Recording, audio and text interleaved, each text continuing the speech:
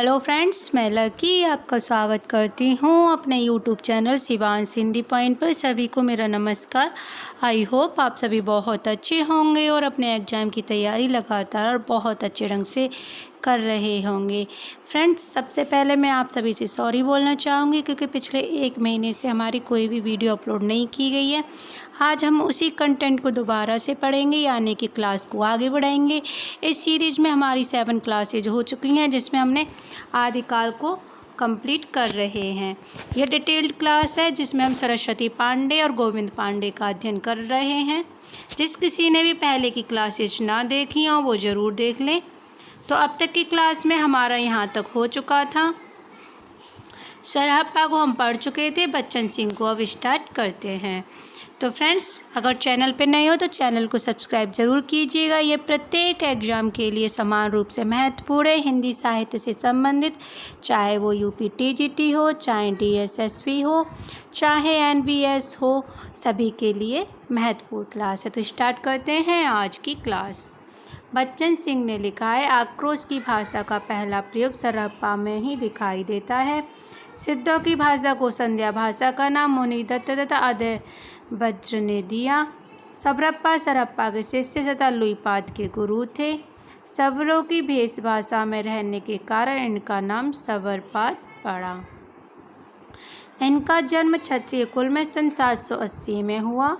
चार्यपद सबरप्पा की प्रसिद्ध पुस्तक है। इनकी प्रसिद्ध पुस्तक का क्या नाम है? चार्यपद, जो कि एग्जामों में आती है। चार्यपद एक प्रकार का गीत है जो सामान्यतः अनुष्ठानों के समय गाया जाता है। चार्यपद संध्या भाषा के दृष्टिकोण में लिखी गई है, जिनके दोहरे अर्थ हैं।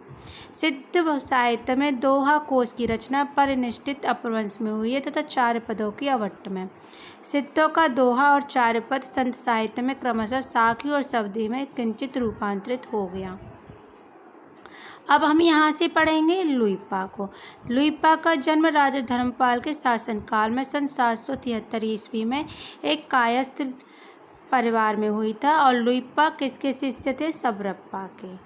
लुईपा किसके शिष्य थे? सबरप्पा के। या फिर पूछा जा सकता है सबरप्पा के शिष्य कौन थे? तो लुईपा। तो इस चीज़ को ध्यान रखिएगा, जो महत्वपूर्ण है उसको हम बार बार रिवीजन करा रहे हैं, ध्यान रखिएगा। 84 सिद्धों में लुईपा का स्थान प्रथम तथा सबसे उच्च माना जाता है। Very very most important. 84 सिद्धों में सबसे ऊंचा स्थान किसका दिया गया है? लुईपा को दिया गया है। लुईपा साधना में इतने ऊंचे थे कि उड़ीसा के राजा दारकीपा और मंत्री डेंगीपा इनके शिष्य हो गए थे। डोंडीपा का जन्म मगध के क्षत्रिय वंश में सन 1840 के आसपास हुआ। इनके द्वारा रचित 21 ग्रंथ बताए जाते हैं, जिनमें डोम्बी गीतिका और योगचार्य, अक्षर द्विकोपदेश आदि प्रसिद्ध हैं। तो इनके कितने ग्रंथ हैं? 21 हैं, लेकिन जो प्रसिद्ध हैं वो है डोम्बी गीतिका, योगचार्य, अक्षर द्विकोपदेश हैं। और डोम्बिपा विरूपा के शिष्य थे। कडप्पा सिद्धों में सर्वश्रेष्ठ विद्वान तथा सबसे बड़े कवि थे। यहाँ से कडप्पा का पढ़ेंगे। कडप्पा का जन्म कर्नाटक के ब्राह्मण वंश में सन 820 में हुआ था। राहुल संकृतायन के अनुसार कडप्पा पांडित्य और कवित्व में बेजोड़ थे। किसके अनुसार? राहुल संकृतायन के अनुसार कभी कभी ये दिया जाता है कथन कि कडप्पा पांडित्य और कवित्व में बेजोड़ थे। यह कथन किसका है? तो ये कथन राहुल संकृतायन का है। कडप्पा बिहार के सोमपुरी स्थान पर रहते थे तथा जालंधरप्पा को अपना गुरु बनाया था। किसको बनाया था? जालंधरप्पा को। अब तक हमने यह सिद्ध साहित्य कंप्लीट किया। अब हम स्टार्ट करते हैं जैन साहित्य। जैन साधुओं में अपने मत का प्रसार हिंदी कविता के माध्यम से पश्चिमी क्षेत्र में किया गया। रास काव्य परंपरा में प्राचीनतम ज्ञात ग्रंथ ऋपुदारण रास है। डॉक्टर दशरथ ओझा ने इसका समय 905 बताया है। ऋपुदारण रास संस्कृत भाषा में लिखा है तथा इसमें अभिनय, नृत्य और गान इन तीनों तत्वों का मिश्रण है। जिनदस सूरि द्वारा रचित उपदेश रसायन। अब यहाँ से हम जिनदस सूरि को पढ़ते हैं और इनका ग्रंथ कौन सा है? उपदेश रसायन। अपभ्रंश भाषा का सर्वप्रथम रास ग्रंथ है। अपभ्रंश भाषा का दूसरा रास या रासक ग्रंथ अब्दुल रहमान द्वारा रचित संदेश रासक है। पहला ग्रंथ हो जाता है उपदेश रसायन, किस भाषा का है? अपभ्रंश भाषा का प्रथम रास ग्रंथ है। और दूसरा कौन सा है? संदेश रासक, किसके द्वारा रचित है? अब्दुल रहमान द्वारा। हिंदी का प्रथम ऐतिहासिक रास ग्रंथ पंचपांडव रचित रास है। पंचपांडव रचित रास के लेखक शालिभद्र सूरि द्वितीय को माना जाता है। इनका रचना काल 1350 था। मुनिजन विजय डॉक्टर दशरथ ओझा गणपति चंद्र गुप्त ने श्री शालिभद्र सूरि द्वारा रचित भरतेश्वर बाहुबली रास को हिंदी जैन परंपरा का आदि काव्य माना है। यह भी महत्वपूर्ण है। हिंदी जैन रास परंपरा का आदि काव्य किसे माना जाता है? भरतेश्वर बाहुबली रास को। डॉक्टर गणपति चंद्र गुप्त ने शालिभद्र सूरि को हिंदी का प्रथम कवि माना है। डॉक्टर गणपति चंद्र के अनुसार शालिभद्र सूरि ही हिंदी के प्रथम कवि हैं। अगर एग्जाम में आ जाए तो ये सही ही लगाना है।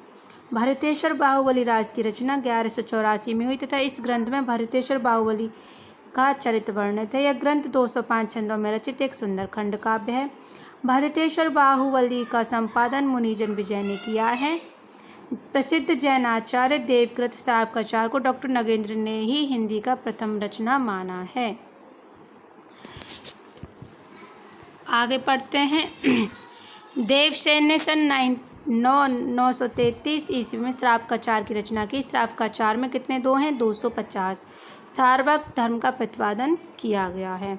देवसेन के अन्य ग्रंथ जो कि महत्वपूर्ण है, इनको रट लीजिए।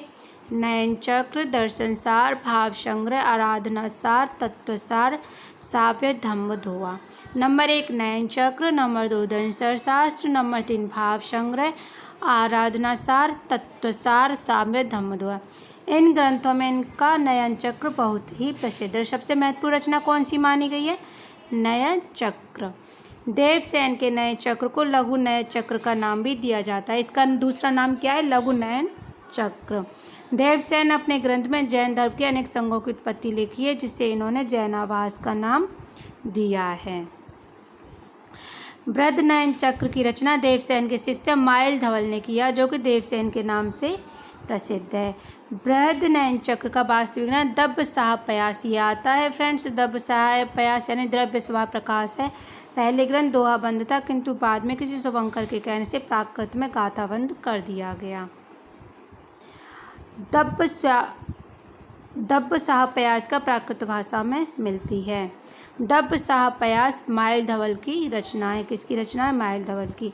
फ्रेंड्स, शालिभद्र सूरि यहाँ से हम कल को पढ़ते हैं।